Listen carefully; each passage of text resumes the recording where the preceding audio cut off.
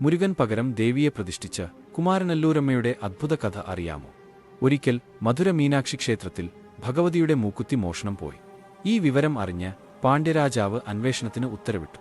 ഒടുവിൽ ക്ഷേത്രത്തിലെ ശാന്തിക്കാരനറിയാതെ മൂക്കുത്തി പോകില്ലെന്ന് രാജാവ് തീർച്ചപ്പെടുത്തി. എന്നാൽ ശാന്തിക്കാരൻ നിരപരാധിയായിരുന്നു. എന്നാൽ രാജാവ് 40 ദിവസത്തെ സമയം കൊടുത്തു. കിട്ടാത്ത പക്ഷം ശാന്തിക്കാരനെ തലയെറുക്കാൻ രാജാവ് ഉത്തരവിട്ടു.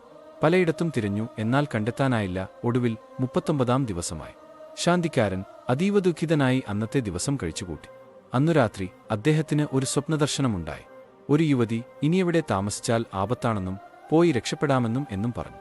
കണ്ണു തുറന്നു നോക്കിയപ്പോൾ ശാന്തിക്കാരൻ ആരെയും കണ്ടില്ല. ഉടനെ അവിടെ നിന്ന് പുറത്തിറങ്ങി ഓടാൻ തുടങ്ങി. ആ സമയത്ത് സ്വപ്നത്തിൽ വന്ന യുവതി വീണ്ടും മുന്നിൽ പ്രത്യക്ഷനാകുകയും താനും കൂടെ വരികയാണെന്ന് അറിയിക്കുകയും ചെയ്തു. തുടർന്ന് അവർ ശാന്തിക്കാരന്റെ മുന്നിലായി ഓടിത്തുടങ്ങി. ശരീരശോഭയിൽ ശാന്തിക്കാരൻ വഴി വ്യക്തമായി കാണാൻ കഴിഞ്ഞു. കുറച്ചു ദൂരം ചെന്നപ്പോൾ ആ സ്ത്രീ അപ്രത്യക്ഷയായി. അപ്പോൾ വഴി പൂർണ്ണമായും ഇരുട്ടിലായി. തുടർന്ന് ശാന്തിക്കാരൻ അടുത്തുള്ള ഒരു വഴിയമ്പലം കണ്ടെത്തുകയും അന്ന് അവിടെ കിടന്നുറങ്ങുകയും ചെയ്തു. അക്കാലത്ത് ചേരമാൻ പെരുമാൾ ഉദയനാപുരത്ത് ഭഗവതിക്കും കുമാരപുരത്ത് സുബ്രഹ്മണ്യനും ക്ഷേത്രങ്ങൾ പണിയിച്ചു കൊണ്ടിരിക്കുകയായിരുന്നു. ശാന്തിക്കാരൻ പിറ്റേന്ന് ഉണർന്നത് കുമാരപുരത്ത് സുബ്രഹ്മണ്യസ്വാമി ക്ഷേത്രത്തിലാണ്.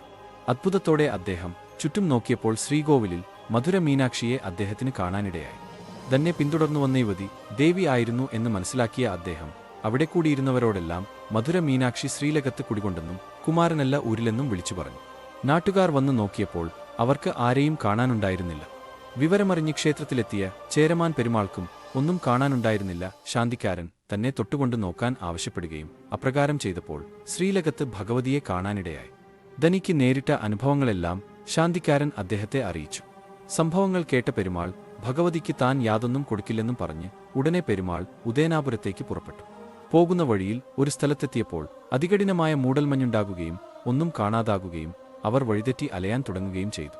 ഇത് ദേവീകോപം മൂലമാണെന്നും മനസ്സിലാക്കുകയും ചെയ്തു. ഭഗവതിക്ക് ശക്തിയുണ്ടെങ്കിൽ മഞ്ഞു മുഴുവൻ മാറിപ്പോകും, പെരുമാൾ പറഞ്ഞു. ഉടനെ മഞ്ഞു മുഴുവൻ മാറിപ്പോയി. തുടർന്ന് ദേവീക്ഷേത്രത്തിൽ തിരിച്ചെത്തി അവിടെ പ്രതിഷ്ഠയ്ക്ക് വച്ചിരുന്ന സുബ്രഹ്മണ്യ വിഗ്രഹം ഉദയനാപുരത്തേക്ക് കൊണ്ടുപോകാൻ ഉത്തരവിടുകയും ഉദയനാപുരത്ത് പ്രതിഷ്ഠിക്കാൻ നിർദ്ദേശിച്ചിരുന്ന ദേവീ വിഗ്രഹം കുമാരപുരത്തേക്ക് എത്തിക്കുവാൻ ഉത്തരവ് ഇട്ടു. എന്നാൽ വിഗ്രഹം ഉടനെ വന്നുചേരില്ലെന്ന് അറിവു കിട്ടി. എന്തു ചെയ്യും എന്നാലോചിച്ച് കിടന്നുറങ്ങിയ അദ്ദേഹത്തിന് ഭഗവതിയുടെ ഒരു സ്വപ്നദർശനമുണ്ടായി. ഉചിതമായ ഒരു വിഗ്രഹം കുമാരപുരത്തിന് നിന്ന് അല്പം വടക്കുകിഴക്കുമാറി കിണറ്റിൽ കിടപ്പുണ്ടെന്നും അത് പ്രതിഷ്ഠ നടത്താൻ അരുളി. ഉടനെ വിഗ്രഹം എടുത്ത് ആഘോഷപൂർവ്വം വിഗ്രഹം പ്രതിഷ്ഠിക്കുകയും ചെയ്തു. സർവൈശ്വര്യദായിനിയായ ആ ആദിപരാശക്തി കുമാരനല്ലൂരമ്മ എന്നു അറിയപ്പെട്ടു.